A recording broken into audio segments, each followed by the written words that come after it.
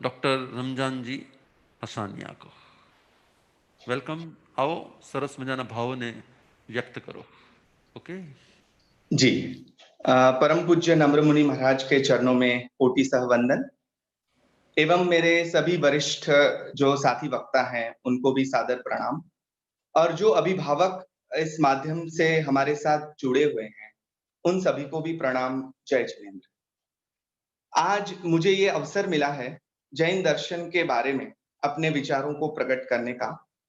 तब प्रथम ही मैं एक बात कहना चाहूँगा कि मेरी जो सोच है या मेरी जो समझ है, जैन दर्शन इतना विशाल, इतना गहरा है और मेरी छोटी सोच और मेरी छोटी समझ से मैं क्या उसका अवलोकन करूँ या क्या उसके बारे में बात करूँ। वरिष्ठ जनों ने उसके सिद्धांतों के बारे में बहुत सारी बातें की हैं, पूज्य गुरु महाराज ने भी बातें की हैं।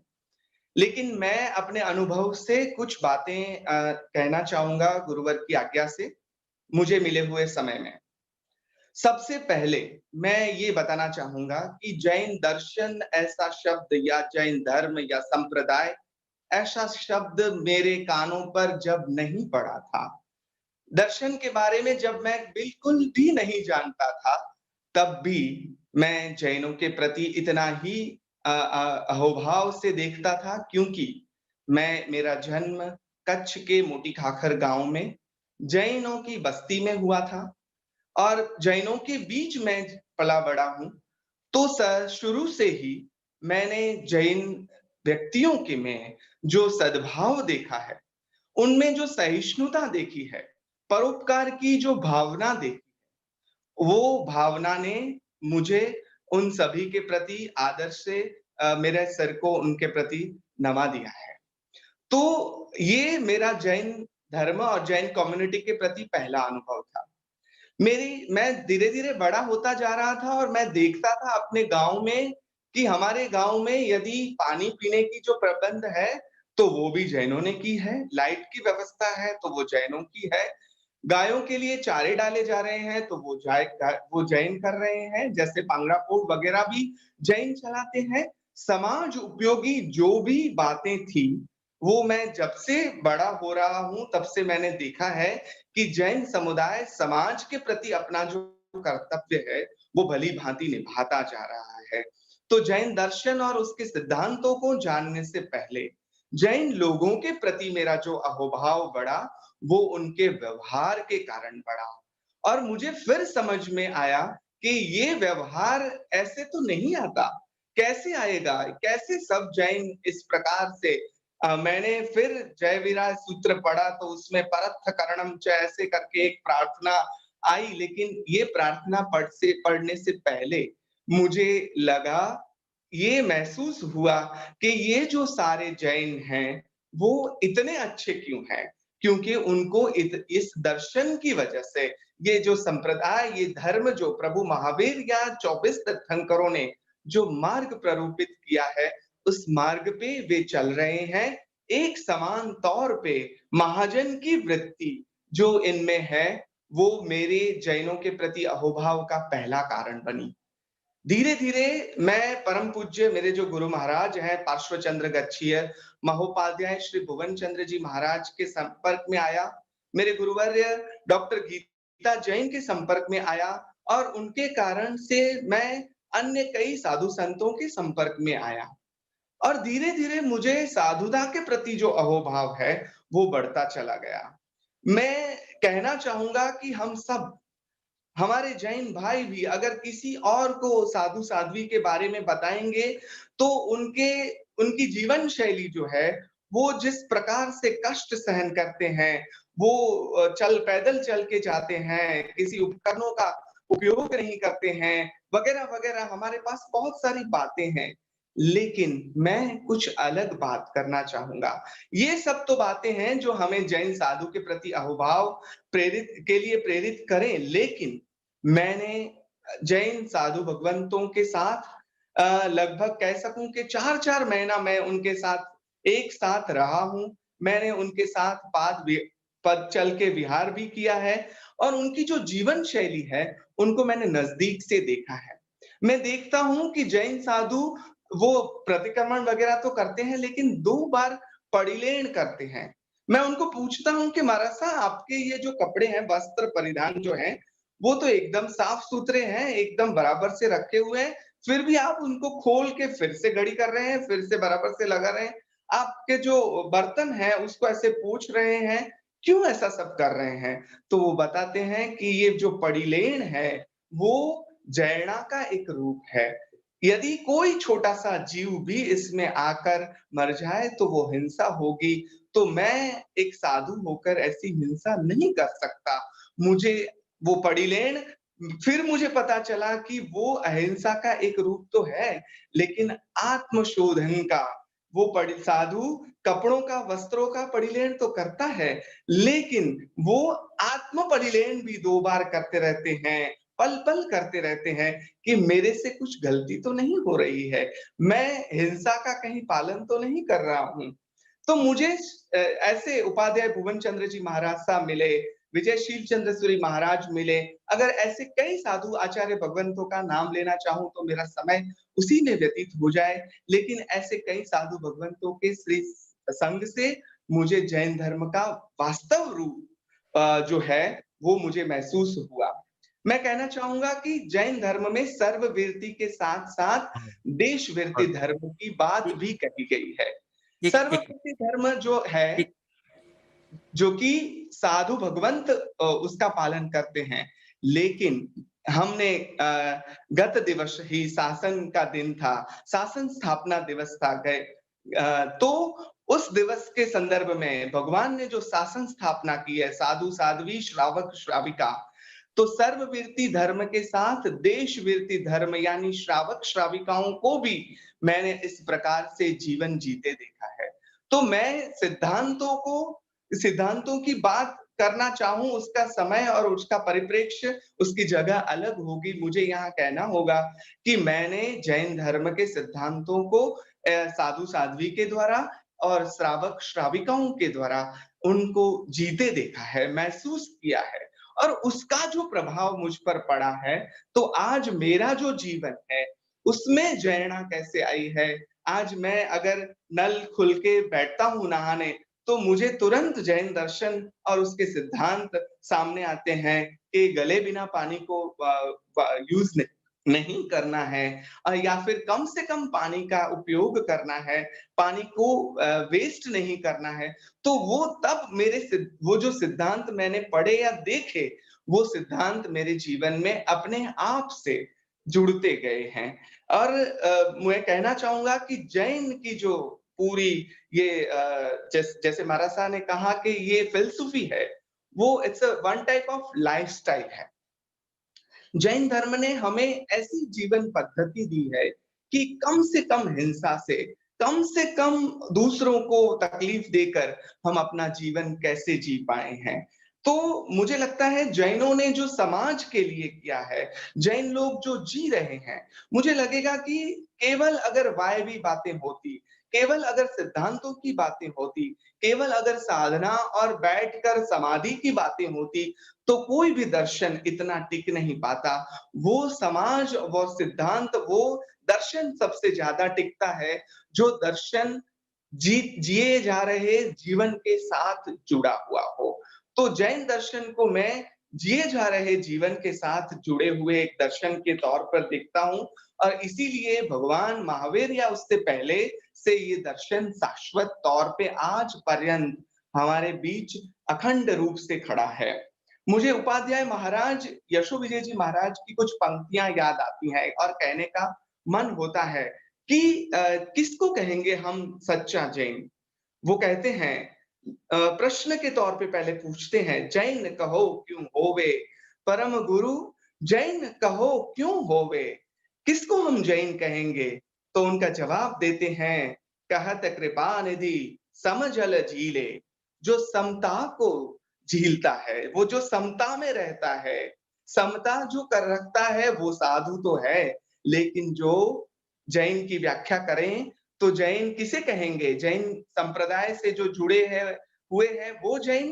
नहीं, जो जिन के मार्ग पर चल रहे हैं, वो सही माने में जैन हैं। तो कृपा निधि कहते हैं समझल जीले, जो समता को अपने आत्मसात करते हैं, और कर्म मैल जो धोवे, जो अपने कर्मों के मैल को धोने का प्रयास करते हैं। संवर और निर्जरा जैसी भावनाओं की बात हमने पढ़ी है। जैन लोगों को देखते हैं, साधु साध्वी को देखते हैं, तो हमें लगता है कि उन्होंने ये संवर कर्म, नए कर्म न बंधे उसके लिए अपने दरवाजों को बंद कर लिया है, और निर्जरा के तौर पे कर्म खपा रहे हैं, कर्म मैल को धो रहे हैं, और कहते हैं बहुल पाप मल अंग न धारे, नए पापों को जो अंग पे धारण नहीं करता है, और जिसकी सोच, जिसकी दिशा शुद्ध रूप निज जोवे, जो शुद्ध रूप के दर्शन में और वो दर्शन करने के लिए जो प्रतिक्षण, साधु की एक व्याख्या करते हुए कहते हैं कि साधु जो अविरत चलता है, अविरत चलता है मतलब जिसकी साधना अविरत चलती है। तो जैन दर्शन को हम एक जीवन रीति के तौर पे बताएंगे। कुछ लोगों ने अहिंसा के बारे में बात की, सभी धर्मों ने अहिंसा के बारे में बात की है, लेकिन मुझे बड़ी विनम्रता के साथ कहना होगा कि जैन दर्शन ने बड़ी सूक्ष्मता के साथ अहिंसा की जो बात की है, वैसे और कहीं कहीं नहीं की गई है। अनेकांत का जो सिद्धांत जैन दर्शन ने हमें दिया है, पूज्य महाराज साहब ने आरंभ में हमें बताया कि मेरा जो है वो सही, या मैं जो कह रहा हूं वो सही वो नहीं, जहां से भी सही मिले, जो भी अच्छा है वो मेरा है, और उसका स्वीकार जो है, अनेकांत की जो दृष्टि है, मेरे ख्याल से मेरी सोच बड़ी छोटी है, लेकिन मैं विनम्रता से कहना चाहूंगा कि आज यदि पूरे विश्व को, भारतवर्ष को सबसे ज्यादा समझने की जरूरत है, तो जैन दर्शन के इस अनेकांत के सिद्धांत को, प्रभु महावीर ने कभी नहीं कहा कि मैं जो कह रहा हूं वही सही है, ये सही है, आप जो कह रहे हैं, उन्होंने नएवाद दिया, सिद्धांत ही दिया, नए के प्रकार दिए, आप जो कह रहे हैं वो भी सही हो सकता है, पॉइंट ऑफ व्यू अलग हो सकता है आपका, लेकिन आप भी सही हो सकते हैं। मेरे ख्याल से अभी जो द्वंद्व चल रहे हैं, अभी जो विवाद चल रहे हैं, सभी धर्मों के लोगों को लग रहा है कि हम जो कह रहे हैं वो सही है, हमारा धर्म जो कह रहा है वो सही है। मुझे लगता है कि जो धर्म शांति, प्रेम या सदाचार सिखाता था, उस धर्म के प्रति उसके बारे में अगर हम लड़ना झगड़ना शुरू करेंगे, तो मुझे प्रश्न होगा कि उसमें धर्म कहाँ रहेगा। तो इस समस्या को सुलझाने के लिए एक ही सिद्धांत जो है वो काफी है, और वो अनेकांत है। मैं कहना चाहूंगा कि मेरे ऐसे बहुत सारे अनुभव हैं। मैं मुंबई और देश भर में जहां-जहां व्याख्यानों के लिए जाता हूं, वहां जैन दर्शन के बारे में मैं 2013 में जब लोगस्य के बारे में मुंबई जैन युवक संघ पर डॉक्टर धनवंत शाह के कहने पर बोलने गया था, तब उन्होंने वक्तव्य समाप्त होने पर तुरंत कहा कि रमजान ने लोगस के बारे में तो बताया, लेकिन मैं चाहूंगा कि वो इस्लाम के बारे में इस मंच पर आकर दूसरी बार बात करे। मुझे लगता है कि ये अनेकांत है। कमला बंगलो में मुंबई में मेरे बहुत सारे लेक्चर्स होते हैं। वहां पे सुरेश भाई शाह और उनके मंडली, उन्होंने जैन आयोजक हैं और वक्ता एक मुस्लिम है, और उन्होंने मेरे श्री कृष्ण के बारे में लेक्चर रखे हैं, सुदामा चरित्र के बारे में लेक्चर रखे हैं। मुझे लगता है कि जैन दर्शन ने, जैन जैन लोगों ने अनेकांत की सिर्फ बातें नहीं की हैं, ये अनेकांत के जीवंत जीवंत उदाहरण मैंने महसूस किए हैं। अपरिग्रह की बात मैं क्या कहूँ? मैं ऐसे बहुत सारे लोगों को जानता हूँ जो जो करोड़ाधिपति हों, लेकिन उनकी जीवन शैली इतनी इतनी उनकी छोटी-छोटी आवश्यकताएँ हैं, ना तो कहीं दंभ है, ना तो कहीं दिखावा है। और भगवान महावीर का जो सिद्धांत, संविभाग का जो दानशील तप भाव, भगवान ने 4 धर्म जो कहे, लेकिन उसमें संविभाग दान की जो बात भगवान ने कही थी, मेरे ख्याल से बहुत छोटी संख्या में जैन यहाँ लघुमती में है, लेकिन सबसे ज्यादा दान शायद हमारे जैन भाई करते होंगे। तो ये संविभाग के सिद्धांत को, भगवान महावीर के इस उपदेश को, मुझे ये कहते हुए आनंद होगा कि भगवान की पूजा केवल घंट बजाने से नहीं होती, भगवान की पूजा केवल सामायिक प्रतिक्रमण करने से नहीं होती। वो उनकी सही पूजा तो तभी होती है जब हम उनके बताए हुए मार्ग पर चले। तो मेरे जैन भाई मुझे जो-जो संपर्क में आए हैं, वो इस मार्ग पर चल रहे हैं और हम जैसे कई को वो प्रेरणा दे रहे हैं। तो अंत में मुझे ये भी कहते हुए आनंद होगा कि जैन धर्म के पास बहुत समृद्ध साहित्य परंपरा है। साहित्य को भी उन्होंने सँवारा है, सजाया है। हेमचंद्राचार्य और उनके पूर्व भी बहुत सारे जैन कवि हमें मिले हैं। ये समृद्ध परंपरा को भी हमें आगे बढ़ाना है और अंत में मेरा समय बहुत जल्दी से खत्म हो रहा है, लेकिन अंत में मैं ये कहना चाहूँगा कि जैन दर्शन उसमें जो है वो सर्व जग हित की बात कही गई है। मैं जब छोटा था तब मुझे हमारे शिक्षक ने आनंदगंज जी महाराज की एक कविता पढ़ाई थी। राम कहो रहमान कहो कहो कान कहो महादेवरी, पारसनाथ कहो कहो ब्रह्मा सकल ब्रह्म स्वयमेवरी। और उसमें निज पद रमे राम सो कहिए, ऐसे भाजन भेद कहावत नाना एक मृति का रूपरी, तैसे खंड कल्पना रोपित आप अखंड स्वरूपरी। हर धर्म हर संप्रदाय को आनंदगंज जी महाराज ने अपने आप से समझा था और हर परम तत्व के रूप को अपने निज अनुभव से हमें सबको समझाया था और कहा था कि सत्य तो एक है, उसकी परिभाषाएं शायद अलग-अलग हों। तो अगर हम ये सत्य समझ जाएं, अंत में जैन दर्शन का एक प्रसिद्ध श्लोक है, जिसमें जैन दर्शन की जगत कल्याण की भावना जो है वो गृहीत है, वो मैं कहना चाहूँगा। हर रोज अपने गुरुवर महाराज के पास जब मैं था तो सुनता था ये श्लोक शिवमस्तु सर्व जगतः, शिवमस्तु सर्व जगतः परहित निरता भवन्तु भूतगणा, दोषा प्रयान्तु नासम, सर्वत्र सुखी भवन्तु लोका। यहाँ पे जैनों की बात नहीं आई, सर्वत्र सुखी भवन्तु लोका, जगत कल्याण की भावना है। भगवान महावीर की करुणा, उनका प्रेम, उनकी अहिंसा, उनके ये जो सिद्धांत वो जगत कल्याण के लिए हैं। मैं धन्यवाद और आभार प्रकट करना चाहूँगा गुणवंत बरवड़िया जी का, जिन्होंने इस परिसंवाद में मुझे जोड़ा है। पूज्य नम्रमुनि महाराज को भी प्रणाम करना चाहूँगा कि इस अवसर पर मुझे अपने विचार प्रकट करने की एक अनुमति दी है और बारंबार मैं उन गुरुवरों का, उपाध्याय भुवन चंद्र जी महाराज को वंदन करना चाहूँगा, क्योंकि उन्हीं की बदौलत आज मैं जैन धर्म को पाया हूँ। तो सभी को प्रणाम करते हुए मेरा आनंद और आभार प्रकट करते हुए मैं एक ही विनती करना चाहूँगा कि जैन दर्शन को एक धर्म के रूप में, एक संप्रदाय के रूप में ना देखते हुए एक जीवन की तराह के रूप में देखें और अपने जीवन में उसे अपनाकर अपने जीवन को और सुंदर बनाने की कोशिश करें। सभी को मेरा प्रणाम। जय जिनेन्द्र। वाह! एक संत के मुख से जब वाह शब्द निकलता है ना, तो कुछ रीजन होता है। जिस प्रकार से आज रोजा होने पर भी सुबह से पानी की बूंद भी नहीं मिली है, फिर भी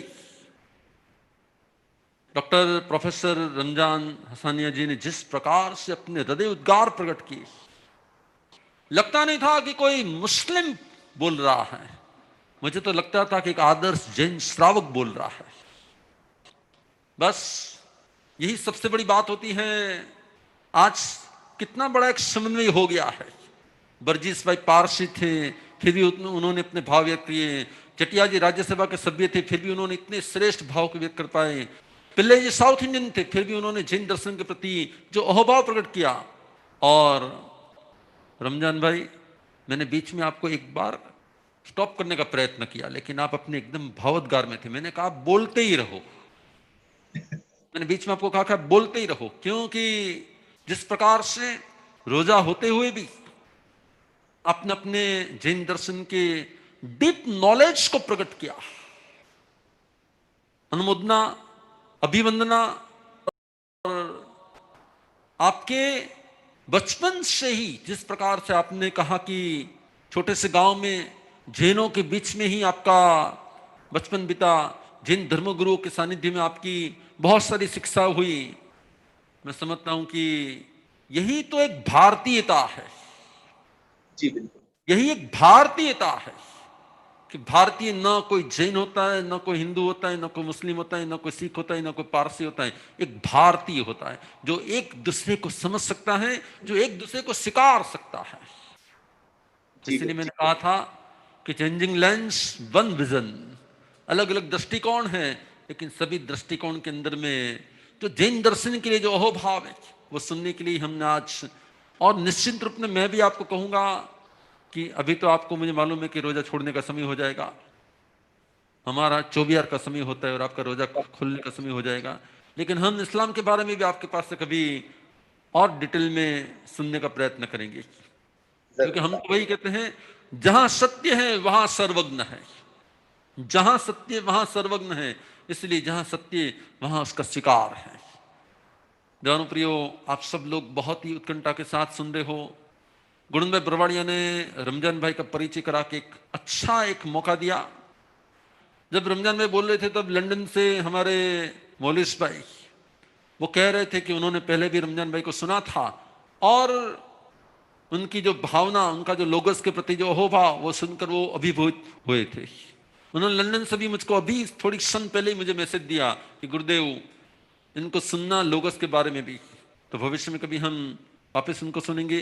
गुणन भाई बरवाड़िया ने एक अच्छा चांस दिया रमजान भाई को सुनने का।